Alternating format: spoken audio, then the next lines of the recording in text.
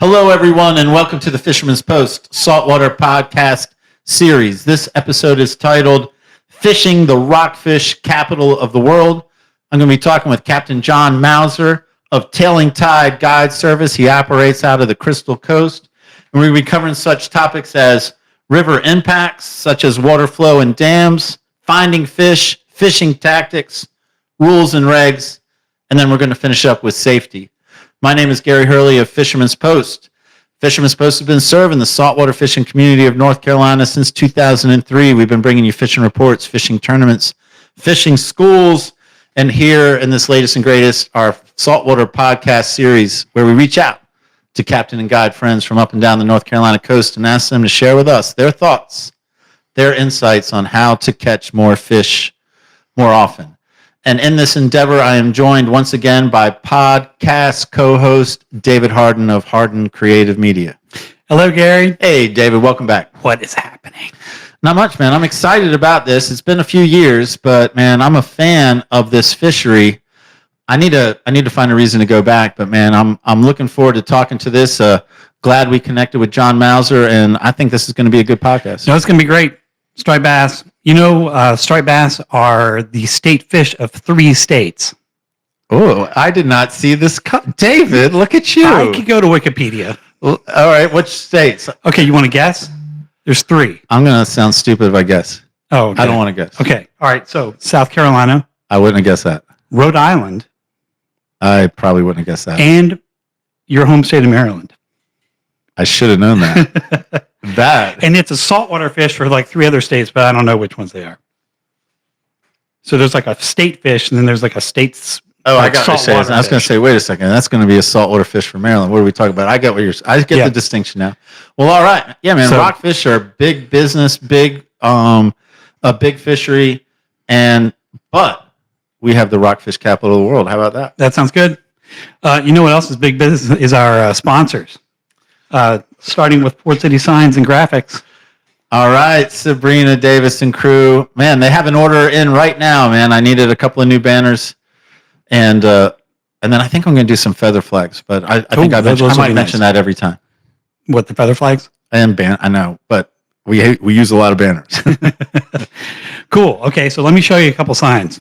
You tell me which one was made by Port City Signs Graphics. All right, I understand the game. Here is sign number 1. I was addicted to the hokey pokey, but I turned myself around. They got that one before Indian River did. I know it's not an Indian River one. Did they one up Indian River? They're trying. I don't know even where that came from. Here's sign number 2. All right. It's a graphic on a door of a truck for Paws and Claws Animal Hospital. Look at that. The dog is the A and paws. The cat is the A and claws. They got a bunny. What's that, a snake down there? It looks like, yeah. It is a snake. Good for them, man. Good for them. I tell you, so this is what I'm trying to brand is Sabrina Davis and crew do great work if you are a small business owner. If you're a small business owner and you have any kind of sign or graphic need, then it's as simple as reaching out to them. They got a very great interactive website that can get you started. But of course, you can call them and get started that way as well. That's true. Next up, we have yourboatmoney.com. Yep, and New Coast, man, our good friend Scott.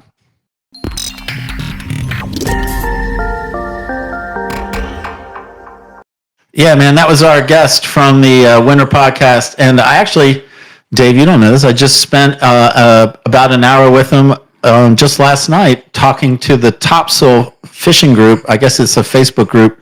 And he had me on as a guest, man, and he was the host, and he was doing what we're doing. Did he sell you a boat? No, but he would sell me a boat. He would, or help me buy a boat. He's not selling, but he would help me buy a boat. He would help anyone buy a boat. But again, as we're trying to brand, man, it's not just call him if you're thinking, to help you buy a boat. Man, he's in the information game. He's in the education game. He's in the resource game. He understands the concept of being part of the fishing community, the boating community, and not just trying to make a buck off the boating community. And that's why I'm proud to have him as a sponsor. Yep, we appreciate the support. Also, we appreciate Marine Warehouse Center. Love those guys. I'm getting my boat back today. Oh, that's exciting. Well, actually, tomorrow. It's nighttime. I'm getting ahead of myself. Okay, it'll be all right. It'll still be there. All right. Matt with Marine Warehouse, excited to give you guys a huge update. We're now carrying Seabourn and Spider boat line. Of course, we have the newest models of Carolina Skiff, Sailfish, Sea Chaser, and Pan Marine. With over 60 boats in stock at a Wilmington location, let's schedule a sea trial and let's get you on the water today.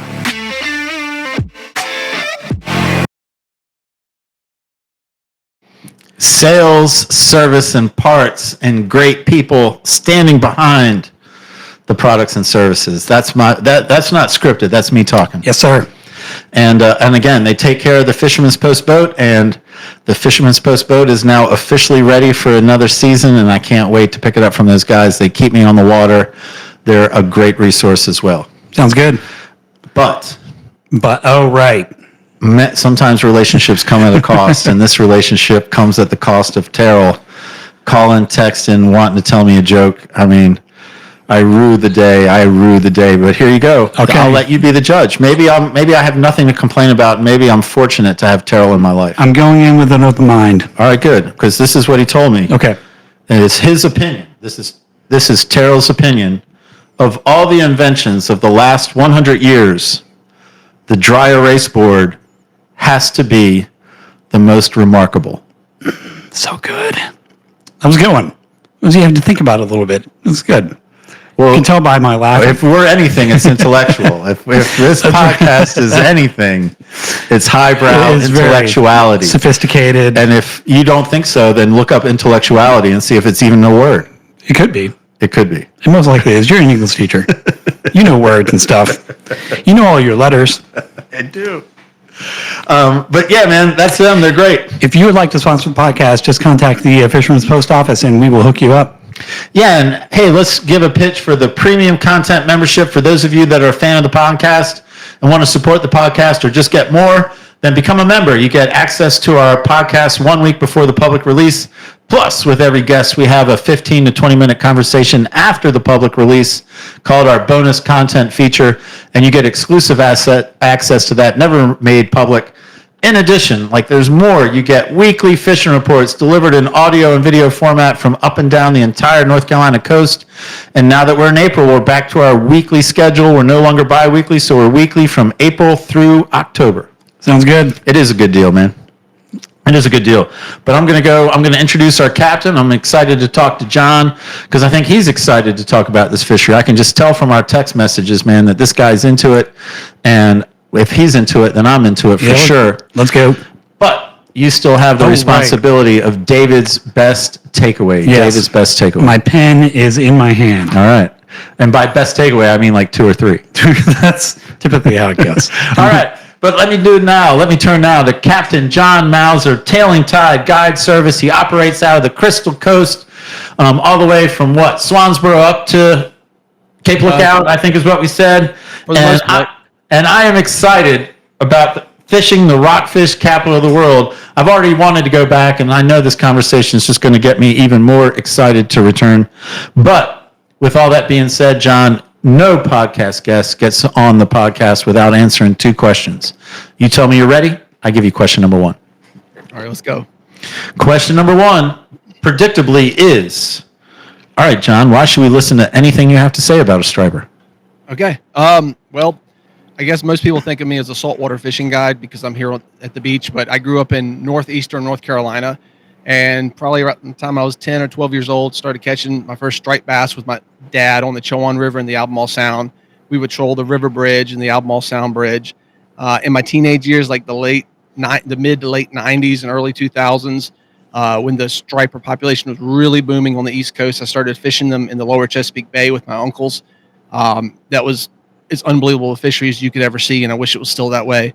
And then about 19 or 20 years ago, once I'd moved here to Swansboro, started going up and fishing them on the Roanoke River at Weldon, which we're going to talk about today.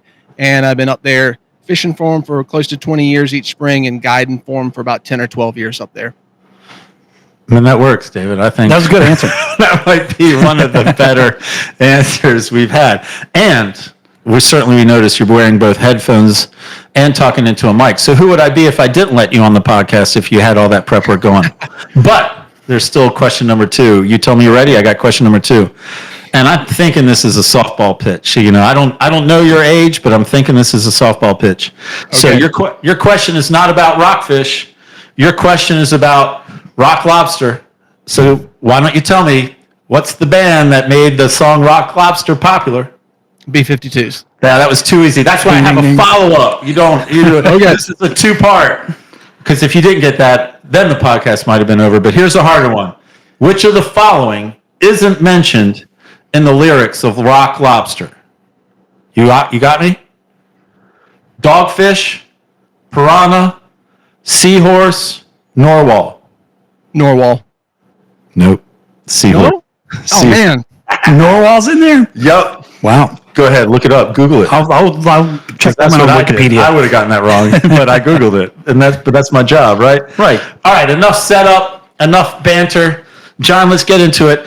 And again, to let people know, man, I know you're fluent in the history, and I was saying I want to touch on it. I want to get more into fishing, but I think with river impacts, that affect the fishery, that, as you put it, a little bit of history is almost inevitable. And in your notes, you talked about water flow, dams, water temps, migration, stuff like that. So let's start with that. I mean, I guess sort of set the stage of where we are either now or just this season, your expectations for this season. Okay, yeah. I'll try to not spend too much time on it, but I think it is real important to kind of set the scene for that, especially if a lot of our viewers are saltwater fishermen and they are going up to the Roanoke River for the first time. And then we can use this later on for other jumping off points. But the Roanoke River is a really long river. It's over 400 miles long, starts up in the Blue Ridge Mountains of Virginia, and flows all the way down 410 miles to the Albemarle Sound, where it spills out near Plymouth, North Carolina. Weldon is the place that we fish for the striped bass. Weldon is right at I-95, maybe 20 minutes before you get to the Virginia state line.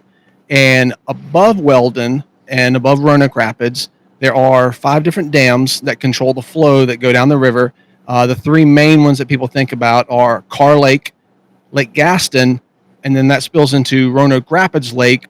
And then there's the dam. And then from the dam at Roanoke Rapids Lake, there's maybe 8 or 10 miles of, we call them braids, but it's a bunch of intertwining little parts of the river that break apart and come together with tons of boulders. That last 10 miles of river there's over 100 foot of elevation drop, so there's a lot of rapids. And then when you get to Weldon, from Weldon on down to the Albemarle Sound, it's around 125 miles of river, and it's much more coastal plain. So you can almost stand there at Weldon and you look upriver, and it looks like the Piedmonts with rapids, and you look downriver and it looks much more like a coastal river. And from the Albemarle Sound, it's another 75 or so miles to Oregon Inlet, and that all comes into play because all these striped bass each spring in April and May are migrating from the Albemarle Sound, some from the ocean, all the way up the Roanoke River to Weldon, and then they all concentrate there for about a month or a month and a half, and that's what makes it such an epic fishery. All right, man. I'm very glad we had that conversation, man, because, some of it was a reminder, as in off I-95, not far from the Virginia line, but, even the extent of the dams. I guess the one question that comes to mind is, so these migrating stripers, are they is the bulk of the fish hanging out in the Albemarle Sound year-round, or is the bulk somewhere else? A lot of the smaller fish are hanging out in the Albemarle Sound, especially the males. You think about the schoolie-sized fish that show up there, your 18 to 22, 24-inch fish. Most of those are in the Albemarle Sound. You sometimes get some small ones, some small year class 15-inch fish that show up at Weldon. Those are mostly Albemarle Sound fish. The big females, and not ones that you catch often, but they are there. And you'll see the wildlife guys, when they do their electroshocking sampling, you'll see them roll up 40 and 50-pound stripers at Weldon. Those fish travel a lot farther. Most of those are ocean-going striped bass. And some of the ones that have been tagged at Weldon have been recaptured anywhere from New Jersey all the way to Massachusetts. So when they leave Weldon, they're heading straight out Oregon Inlet, and they're turning north, and they're heading several hundred miles for the summer. 40 to 50 pounds. Mm-hmm. Impressive, man. That's fantastic to hear. All right, so if I'm going to turn this more towards I guess our mission of helping people catch a fish. So as far as this fishery goes, and you're a guide, and so you're spending, more than just a couple of days there every year, what are the things that happen that make you get excited for the season ahead? And then what are the things that happen that make you go, ooh, that's going to be a struggle this season? Okay. One of them would be water flow. Water flow is huge. I mean, your temperatures are kind of going to be the same every April, May for the most part. Water flow and depth and amount of water pushing down that river can greatly affect that fishery. So if I'm getting ready to go up there for a couple weeks and fish, and I know we've had a drought for the month before, that can cause low water flows coming out of those dams because they're holding back the water in the lakes. And then it's harder to navigate and it's harder to get around to those fish if the water flows are too low. And on the opposite end, if we've had a ton of rain or some big storms and several inches of rain, and those lakes get full of water, they may have to pump a lot of extra water out of there. With that, it completely changes where the striped bass hang in the river. I mean, they're still in the same area, but they're constantly moving. They're trying to find different places to get out of the current. It can turn off the feed for a couple days after a drastic change in the water flow. Some of those fish will push farther upstream past the boat ramp into the rocky areas that are harder to fish. So water flow is probably the biggest thing. And that in turn also, it's bad for the next couple of years because that water flow, if it's not within a certain range that is supposed to be regulated or they try to regulate it, it's going to greatly affect the spawn of those fish. And then it's going to affect your year classes, a couple of years later when those fish turn around and come back to the river. Okay, man, I think I was following you until the end. So how does the water flow affect the spawning? Yeah, absolutely. So, for thousands of years, those stripers have come up there. And then like in the 50s and 60s, they put those dams in. And for a long time, up through like the 70s and 80s, if they had too much water, they pumped a ton of water out. And if they didn't have enough, they let it dry up there. And so it really affected the striped bass population. Eventually, the Corps of Engineers agreed with wildlife and some other organizations to try their best to regulate the flow of water. And generally what they try to keep for the spawn is between 8,000 and 12,000 cubic feet per second coming down that river. That's a good flow for us to fish, and it's a really good flow for the stripers. When striped bass, the reason they come all the way up to Weldon is because when they lay their eggs or when they spawn and release their eggs, it takes 2 to 3 days for those eggs to hatch. And at that flow rate, it takes the eggs down to the mouth of the river. And when those fry hatch out, they're down somewhere like Williamston, Plymouth area. And then it flushes those babies out into the Albemarle Sound to the brackish water. So if there's not enough flow, those eggs tumble on the bottom and get damaged or stuck in the rocks. And if there's too much flow, it actually floods up. I mean, that river can change up to 30 foot of depth, within a day. If they change the flow, it can flood them up. I mean, literally into a cornfield. It can flood them up into the swamp, the eggs where there's no dissolved oxygen and it kills the babies. So a lot of times when we're missing year classes of fish over the years, it's because we've had too much water or too little water during that spawning time for the striped bass. For you guys that are up there for 2 weeks, 3 weeks, a month and a half, whatever, I guess different guys do different things. Like, is the water flow predictable? Like when you go in, do you know it's very unlikely they're going to release water, or do you think, or I guess on the other side, it's more unpredictable, like they're going to release water, we just don't know when. Hopefully it's not at a too inopportune time. Yeah, so, and I've got some websites if you guys want to link them later, but you can Google Roanoke Rapids water flow prediction, and it will predict for the next 3 days out what the water flow is going to be. So like if you got a trip on a Saturday, you can check it on Thursday and see if the water flow, not only if it's the right water flow, but did it change? What you really want is you want a couple of days of stable water flow. So the fish get situated. You don't want to fish there the morning after they've pumped up the water or they've released it. So there's websites where you can check it 3 days out. That being said, it's hard to know a week out. If you get a ton of rain, you probably will figure in the next week or so, they're probably going to raise that water flow, even if it's just for a day or two. Okay, man. I follow all that. What about, I think your next talking point was like finding fish. So you're up there and what is it? You have history. So, I'm guessing all guys have their sort of spots, but for the guy that doesn't have spots, what does he need to know, man? What does he need to consider? Yeah. So I'm going to lay out a little bit, kind of the lay of the land right there at the ramp. And it might actually help if people, if they're listening to this, if they want to go back and look at a satellite image like Google Earth or something like that and see what it looks like. When you go down to the ramp, just upstream of the ramp, you look upstream to the left, maybe a couple 100 feet up, there is what we call the falls. It's a bunch of rocks that go all the way across the river. The river's maybe 250 foot wide at that point.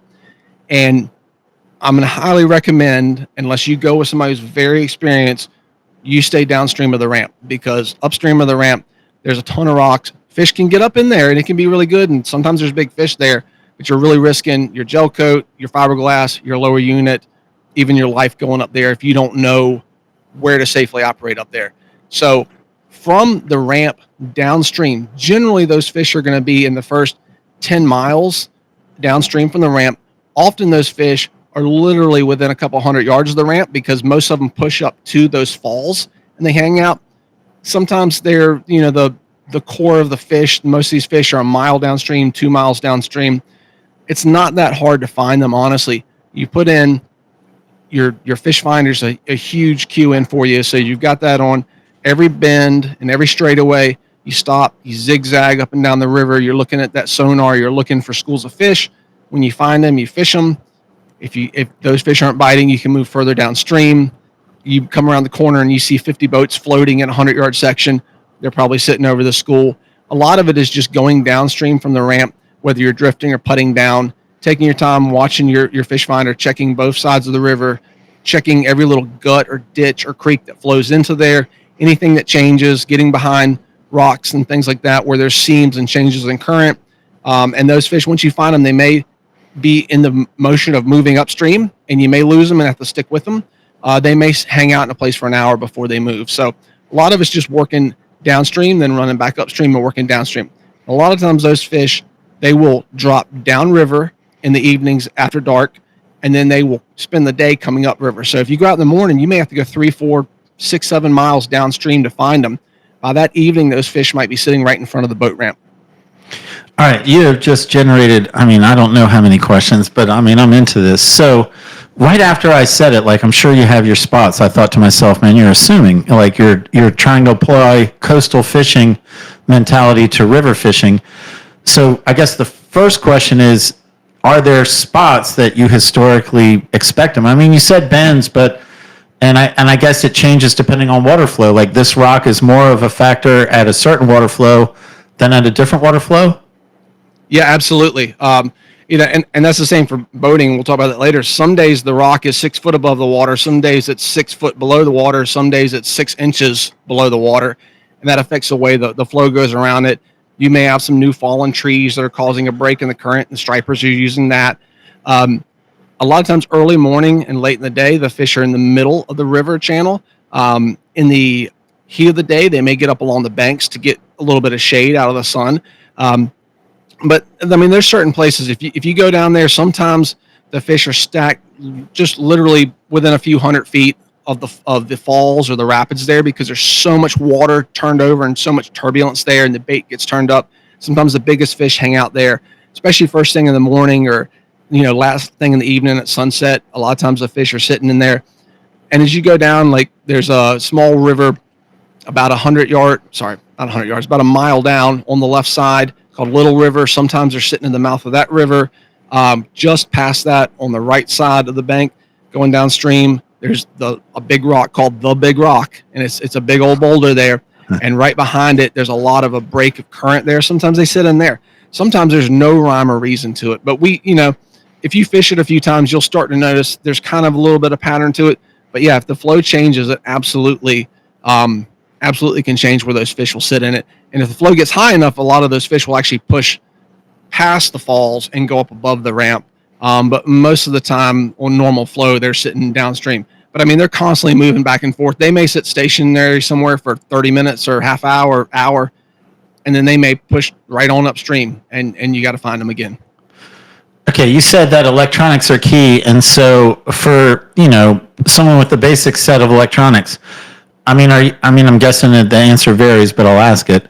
Are we finding schools mostly holding in the bottom third, the center, the top third of the water column? What do you expect to see? So during the striped bass spawn season, in that kind of 8 to 12,000 cubic feet per second range, that river's going to vary anywhere from, on the shallow end, some spots might be 5 to 10 foot deep. On the deep end, 20 to 25 foot deep. a lot of times those striped bass are hanging in the bottom couple feet of the water column. When guys bait fishing, they're bait fishing them on the bottom. When we're fishing jigs and flies, we're trying to get them to the bottom. Most of the time, those fish are going to be within a few feet of the bottom. That being said, if they're the day before they spawn hard, sometimes those fish are sitting mid water column or maybe in the top third of the water column. When you find them, it's pretty obvious on your fish finder that you've got packs of fish just packed in there.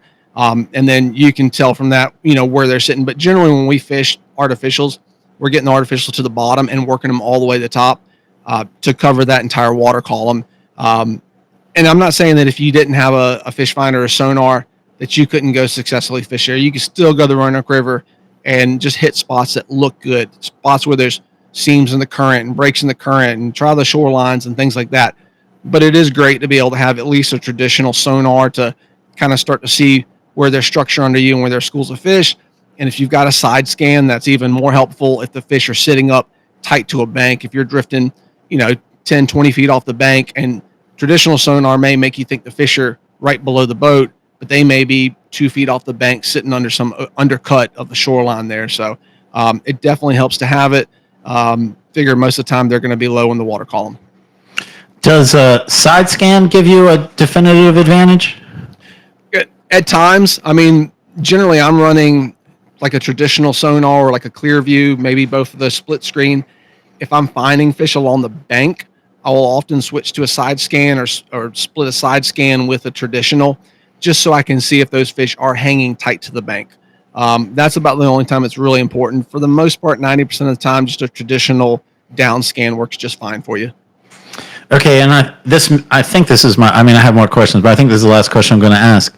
And this might be dumb, obvious, but I'll ask it. So I'm guessing that these striped bass are a lot like I imagine, red drum to be, where sometimes there's massive schools, but there's often broken up schools. So that's the game we're playing on the Roanoke, right? Like there isn't a massive or a couple of massive schools we're looking for. While there might be one, there's pockets of fish that I guess you're saying are constantly moving, joining with others, or not joining with others. How does that work? Yeah, you got it. It's always changing. There are times when the fish could be evenly scattered.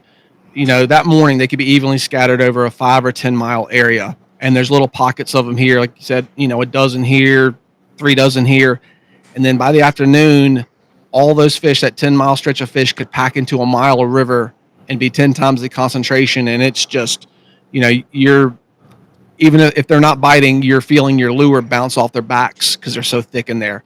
And then sometimes when they come and spawn on the surface in the mornings and evenings, you realize exactly how many fish are there. Same thing with the wildlife guys shock.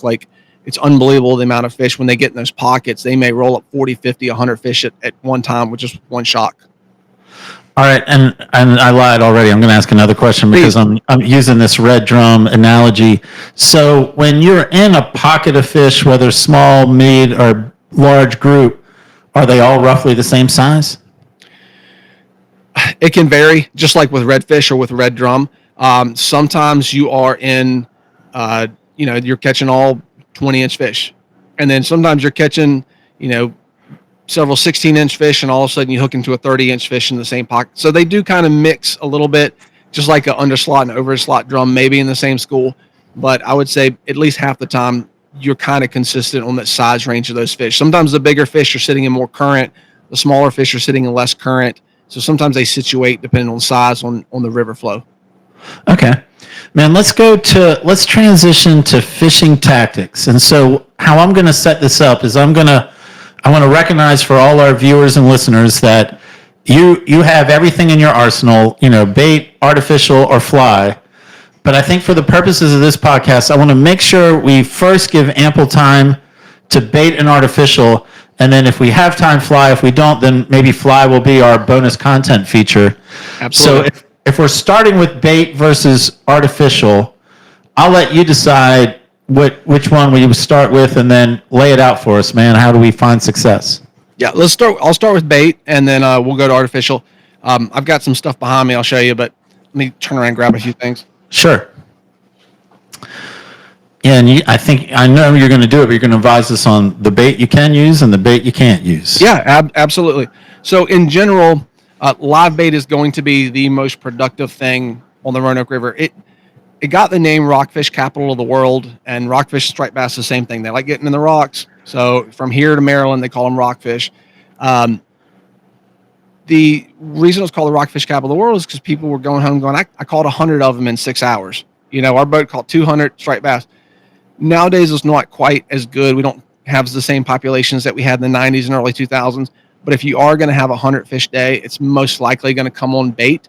Live bait is going to perform better than dead bait or cut bait, but both of those can perform really well. Sometimes it's neck and neck with artificials, and some days you really need to fish the live bait to have a good chance at it. Often, most of the anglers that you see live bait fishing are going to fish kind of a traditional Carolina rig. It's going to be, a 1 or 2 ounce egg sinker with a swivel, a short leader. These guys are not leader shy, so you could do a 6 to a 12-inch leader. There's really not any need to have like a 3-foot leader. It's just going to get tangled because the bottom of the river is absolutely covered with tree stumps and log jams and all that stuff. And then on the end of that short leader, we're using anywhere from see if you can see these, like 3/0 to 5/0 circle hooks. I know hooks range so much, it's hard for me to say you need a 4/0 because different brands have different sizes. But think redfish hook size-wise. Now the regulations, it used to be a single barbless hook for any type of, on any rod, whether you're fishing artificial fly or bait. Now if you're fishing live bait or cut bait, it is a single barbless circle hook. And they are out there checking. They're checking at the ramp. They check at the, you may have the wildlife officer come up to you on the water. So you don't have to buy barbless hooks, but you need to pinch your barb down with your pliers before you put the bait on and put that thing in the water. So you can fish that 2 different ways. You can either drift with that live bait, and most people who drift, they get in the middle of the river, and they're almost fishing vertically down below them. They turn their boat sideways to the river, and they drop the rod down with the bait on it, and I'll tell you about the bait in a second. And you let it bounce, you lift it up about 6-12 inches, let it drop, and do that bounce, and just hope you get a fish before you get snagged. The other way you can do it is if you're finding the schools of fish real tight to the bank, which they'll do in the middle of the day especially, you can anchor or just tie off to a tree limb on the side of the bank, 10 feet off the bank, and you can just cast those back about 50 feet and then just let your Carolina rig sit on the bottom. You'll also get the guys who are tied up on the side of the bank. They'll also fish just kind of like a bottom-weighted bobber. It doesn't have to be a popping cork, but just something to float it with a couple heavy split shots and maybe 3 to 5 foot of line below it, and they can fish a live bait fish on that same circle hook. As far as bait goes, when they used to catch the really big, those 40 and 50 pounders back in the 90s, they were fishing big live herring out of the river. We call them river herring. They're either blueback herring or alewives. Both of those fish now, there's a moratorium on them. So those big, if you catch a 12-inch herring up there, you're not allowed to be in possession of it. That's still probably the best bait because that's shad and herring are what those striped bass are eating in the river, and especially the bigger ones are eating those bigger shad and herring. So you got a couple options. Some of the guides, and this is one of the reasons I don't bait fish. God bless them for doing this, but they bring in herring from South Carolina and keep them alive up there in Weldon the whole time they're up there. The other option is you can go to the tail races right below Lake Gaston, or the dam that goes from Lake Gaston to Roanoke Rapids. You can cast net shad and herring. The deal with having herring in possession is wildlife says they have to be less than 6 inches. And the reason for that is the river herring, the bluebacks and alewives that are in the reservoirs in Gaston and Roanoke Rapids Lake, they're stunted. They don't get bigger than 6 inches. The ones in the river that we have the moratorium on, they get big, 10, 12, 14 inches long. So if they see you fishing with 5-inch herring, they know that you got them from somewhere you're allowed to have them. That's a hard thing to do for a lot of people who don't spend a lot of time up there, or they're not locals that catch their own bait. Next best option you're going to have is to go to the local tackle shop right there in Roanoke Rapids, maybe 15 minutes at the most from the ramp is the Bargain Land. Bargain Land, if you haven't ever been there, it's amazing. It's a pawn shop slash tackle shop slash pet store slash everything else. But they love their shiners and all their striped bass fishing tackle. So you can go in there, you can buy small shiners, medium shiners, large shiners, extra large shiners, or jumbo shiners. And although they're more expensive the bigger you get, if you're going to do it, you really need to split the money on at least large at the smallest. But especially the extra large and the jumbo shiners. Those jumbo shiners are probably 6 inches long. The extra large are probably 5 inches, and the large are probably 3.5, 4 inches. They're about $1 a piece. So you're paying, if you buy 100 of them, and you'll go through 100 of them if you're live bait fishing, it's $100 in live bait. But those larger shiners are going to get the attention of those fish. You start putting down a little like crappy shiners, a lot of times the striped bass will ignore those. So just spend the money on the bigger bait. You can also use cut bait on there. But that's basically the deal with that. You can use the herring if you get them from somewhere. You can legally be in possession of them. They have to be under 6 inches. They're really hard to keep alive. You see the guys who do really well with the river herring. Those guys have those giant, 100, 200-gallon tubs in the front of their boat, and they've got the water circulating in and out. They've got to clean the scales out. Those fish, they die easy, so it's a constant maintenance on the bait. The shiners a little bit more expensive, don't work quite as well, but they work really good, and they're easier to come by. Okay, man, I think I'm forgetting more questions than I'm going to ask, but that's great. I mean, that speaks to your information. So I guess it just an immediate, like that was one thing I was thinking. I was like, all right, like anyone can keep mud minnows alive, but I'm even intimidated sometimes to buy live shrimp because I'm like, man, am I really going to be able to keep this alive? Transport it to my boat. I'm not talking about buying it on the water. So at Bargain Land, I mean, someone like me, what do? I show up with a yellow and white Floetrol and say, sell me some shiners, or what do I need to know to like make sure that $100 a bait or $50 worth of bait, if I'm getting 50, make it to the river and I at least have a chance with it? Yeah. If you have a live well in your boat, you show up with a 5-gallon bucket and an aerator. They'll give you some of their treated water that's got all the oxygen and all the stuff that keeps those shiners alive. And then you get it in your live. I'll just dump them. I pull my boat up and I just dump them right in the live well of my boat that's plugged in. And then, 10, 15 minutes later, I've got the boat in the river and it's circulating. If you don't have that, I mean, you could use a Floetrol bucket and keep it in the water. A lot of people will just get like a 5 or 6 gallon bucket and an aerator, and they'll just kind of dump the water out and add a little bit more water as they need to keep it oxygenated and keep it clean for the fish. If you start seeing some of your bait fish are starting to die off or they're kind of on their way out, I would just grab them and just chuck them at that point, because once that starts, it starts a chain reaction, and it's better to have half as many live fish than all of them be kind of halfway between alive and dead. That just doesn't get the attention of the striped bass quite as well. All right, I'm not going to ask questions about cast net and herring because I think for the majority of this audience, like buying them from Bargain Land, which you definitely made sound intriguing. And no, I haven't been. I've been to I've been to Weldon a handful of times, but never to Bargain Land. Shame on me.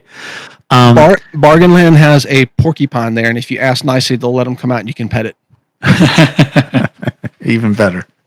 But when you were talking about fishing technique, like I wasn't quite following I was following the drifting, like I get that. But I do have a question about that, but more is about anchoring up or tying. Like how many times do you anchor versus how many times do you tie off to a tree?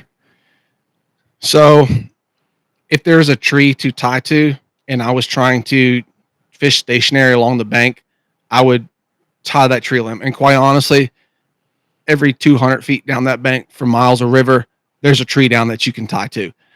The amount of boulders and tree limbs and things that are down on the bottom, I've lost anchors there. Everybody loses anchors there. If you do anchor, bring 2 anchors and fish. Don't bring your fluke anchor like you use at the beach.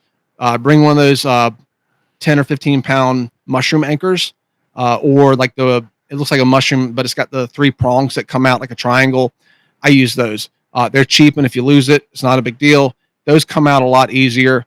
Here's a recommendation for you, and it's a safety thing, but anchor from the bow of your boat. Don't anchor from the stern of your boat, and make sure your motor fires up before you try to release the anchor.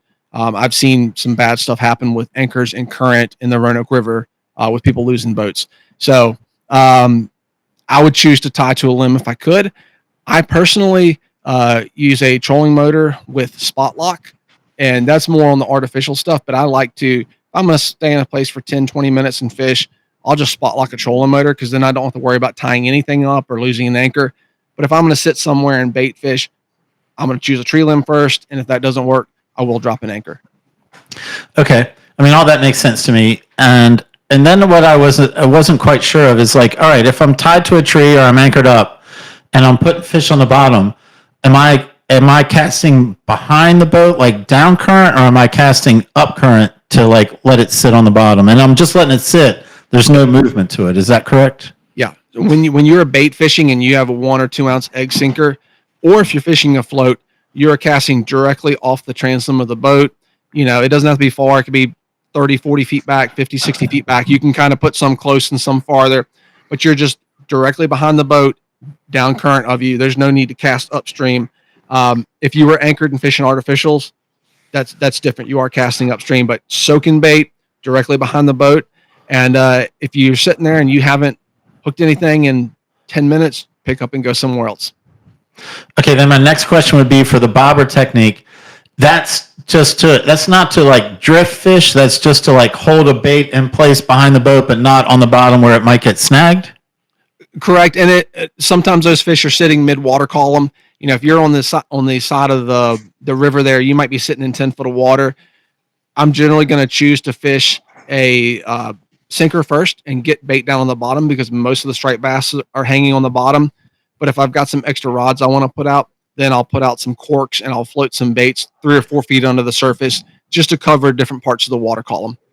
But I'm not even sure I asked the question right. So are you like casting, letting it drift, reeling it in? Casting, you're just letting it float back to a certain point, and then with the split shot, it holds the bait down where the cork is holding in place. It's not a drift, not the boat drift, but it's not the cork drift. Correct. Your boat's stationary and all your baits are stationary. Everything's just sitting in place. So you may put a bait stationary 50 foot behind the boat, put a bait stationary 60 foot behind the boat, put a cork stationary 30 feet behind the boat. They just sit there in the current and let the current pull them back, but the bait's not moving. You're waiting for the striped bass to move upriver in the current, and as they move upriver, the way your boat's facing, eventually they're going to pass past your live bait, and they're going to feed on it when they pass it.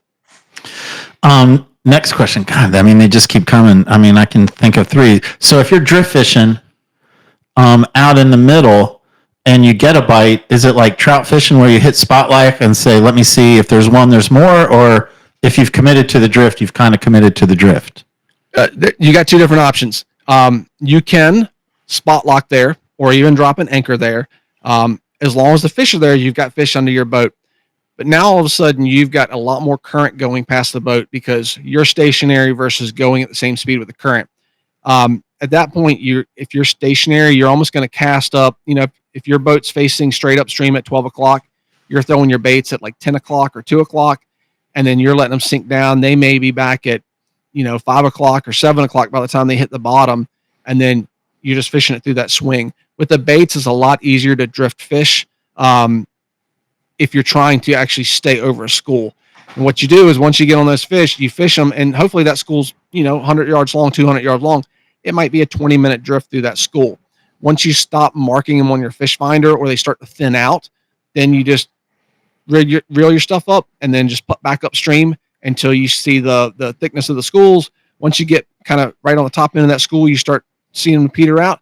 Then you just kill the motor and you just drift again down through it. So a lot of guys just do that, and you'll just see that where everybody motors up, everybody drifts down that stretch of river for a half mile till they get out of them, and then they move up.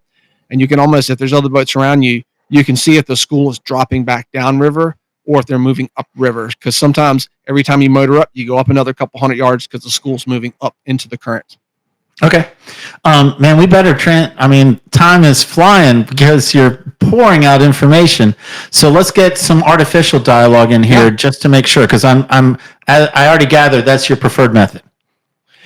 For me, yes. Bait is generally going to outfish the artificials, but you still catch a lot on artificial. Say if you have a day where if you catch 100 on bait, you might, have a good day and catch 25 or 50 on artificial. That's generally what I'll choose to do is fish artificial or fly. If I'm one who, like, if I have somebody who's not very experienced with fishing for these fish, or they're bringing some younger anglers and they want to really get them on fish and get them experience with it, I might go buy the bait. Or if we're having a tough stretch where the fish are right before they're going to spawn and they're real picky about artificials, I might go get the bait. But yes, generally I'm going to fish artificials For me, that's a little bit more exciting, although the numbers of fish landed may not be as high. All right, well, walk me through it, man. What's the recipe for success, man? I hop on your boat and I say, hey, I'm into the artificial experience. So John, put me on some fish. What does that look like, man? What's going to happen on your boat? Yeah. So generally, most of the time, 95% of the time, you're catching fish down deep. If you're fishing artificial, maybe 5% of the time, real early in the morning or the last couple hours of the day, you've got a top water bite. So most of the time, we're going to be fishing below the surface, but we always have our rods rigged for a top water bite if that opportunity comes up. Jig head wise, if I'm fishing on the coast, I'm going to use a higher end jig head, like an eye strike or something like that. When I go to the Roanoke, I plan on losing a lot of tackle. And so I go the affordable route. So you're usually going to see me get those standard kind of like the old school like gotcha jigs. And most of them are going to be kind of on average like a 3/8 ounce. I will carry a couple 1/4 ounce if we need to fish. If the fish are being real finicky, you can go real lightweight and fish near the surface. And a lot of times we're fishing real heavy, like 1/2 ounce jig heads. If the current's a little higher, if you've got that 10, 12,000 cubic feet per second, 20,000 cubic feet per second, it's deep and really flowing, you might need a 1/2 ounce jig head to get down. This right here is probably going to be the most productive artificial you're going to throw. Just your standard fluke. You can get a Zoom or whatever. They're just whatever's affordable. Bring a bunch. Get cheap stuff and bring a bunch. Remember to pinch your barbs down. So you can buy the small packs if you're fishing for a day. If you're up there for a while, you buy like 100 packs of soft baits. I mean, this is like $100 a jig head. Yeah, you can go through it.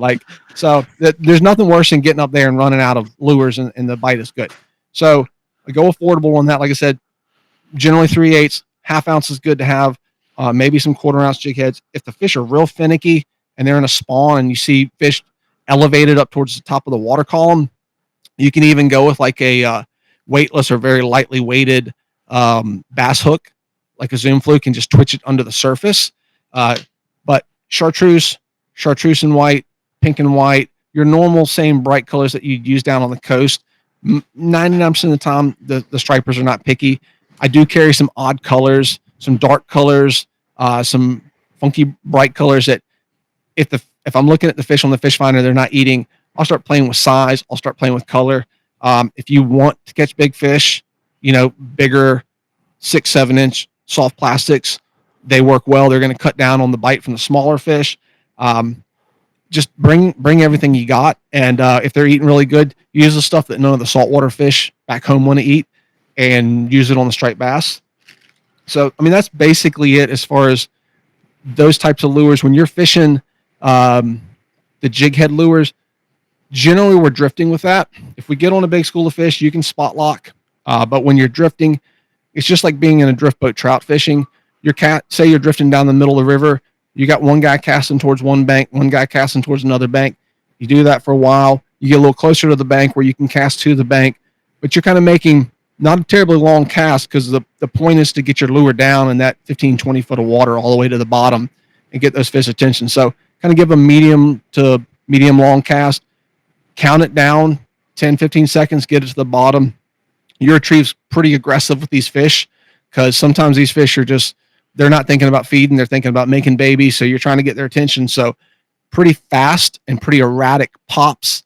And you're trying to basically, maybe not like albacore fast, but you're trying to move it pretty quick and get these fish's attention. So let it get to the bottom. You're bringing it up at like a 45 or 30 degree angle, hard, fast pops with your rod tip, get a lot of action. A lot of times when you get that big pop, it's going to grab it and take it right back down.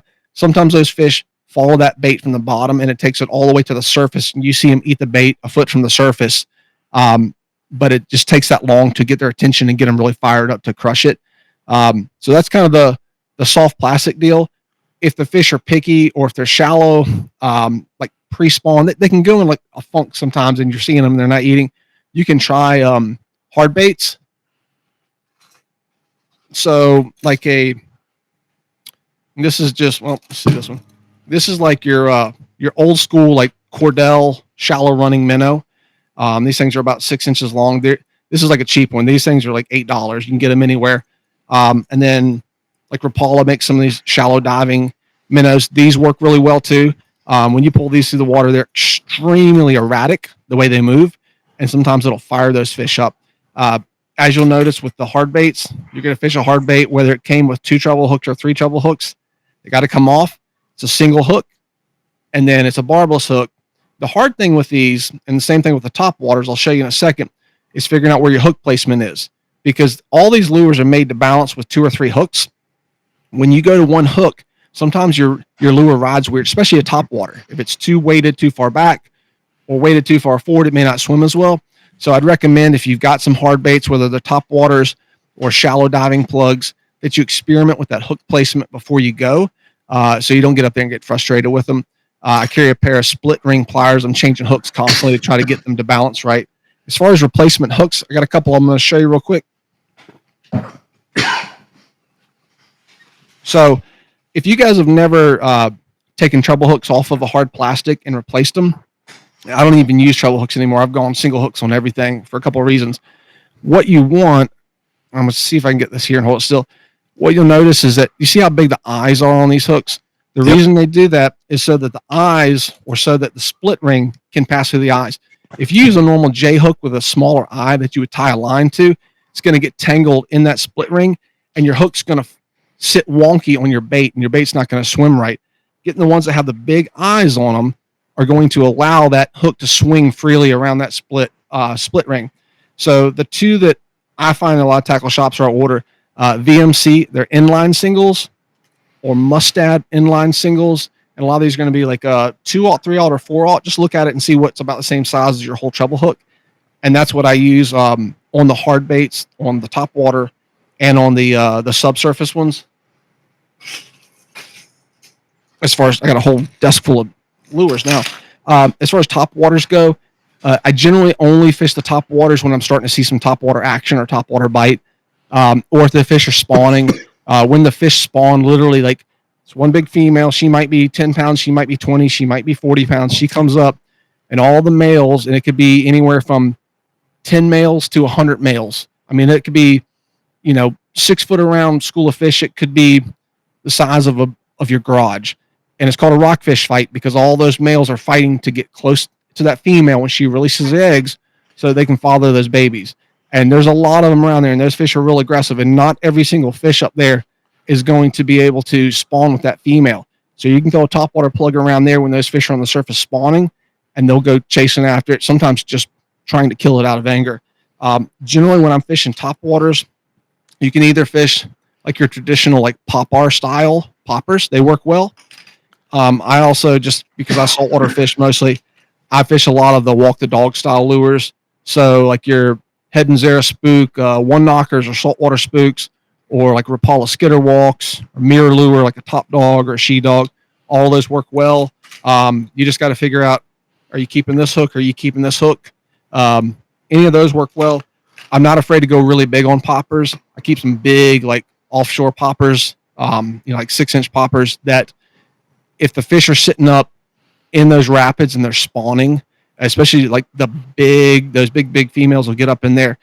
There's so much water flow coming across the falls and those rapids sometimes that they're not going to see a 3-inch popper. So you throw a big 5-6 inch, like a several ounce popper up there, that thing pushes several feet of water, and it will get their attention in those rapids, and they'll come up and hit that. So variety of stuff. Just make sure that you're legal, because they will check you. And if you got 2 hooks on it or you got a barb, you might get a ticket for it. Man, that was a great rundown of the different options you have for artificials. And just like with live bait, man, I have a multitude of questions, but we're out of time. So here's me being advantageous and use this as a tease and going, man, if you guys are enjoying this, then you want to check out the bonus podcast content, because what John and I are going to do, I want to follow up on artificial, and then I also want Fly. I want Fly to have some recognition too when we do our bonus content.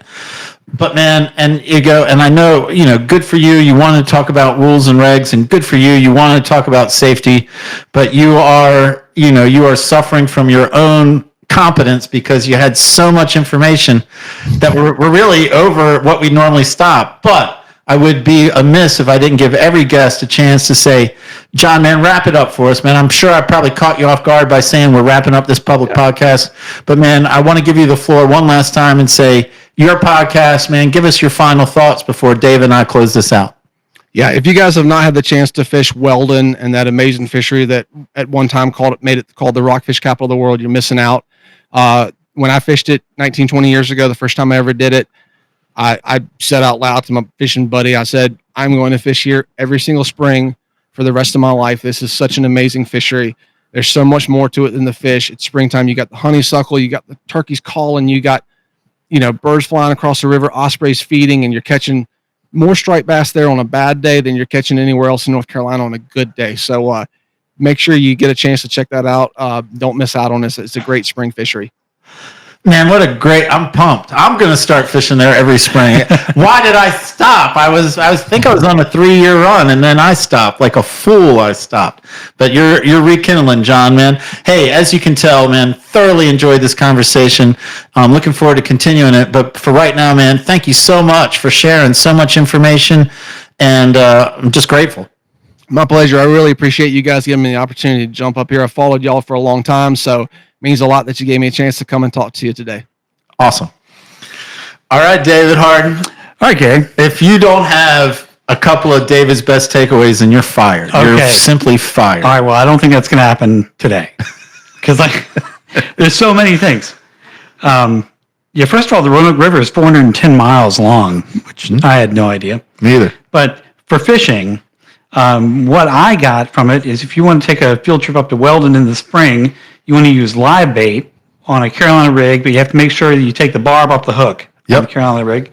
Live bait, shad, or herring, the herring have to be less than 6 inches.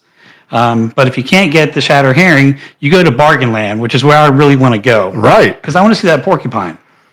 I mean, there's any number of reasons to go to Bargain Land. That's right. So you get a 5-gallon bucket and a bubbler, and you get the large shiners, and then you've got a great day on the water in Weldon. A great day on the water. David, you pass, man. All right, thank you. You can do another. I'm going to keep you on for another podcast.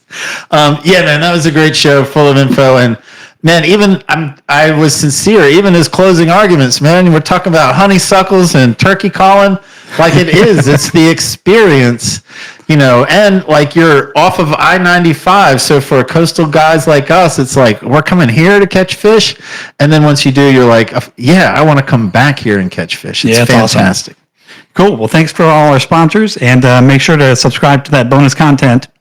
Yeah, man. Thank you, Port City Sign Company. Thank you, New Coast and YourBoatMoney.com.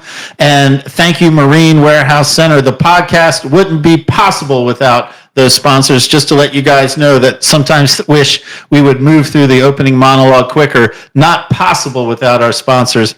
And if you want to support the podcast, then become a premium content member at fishermanspost.com, and you'll have access to our continuing conversation on artificial and fly with Captain John Mauser. You got it.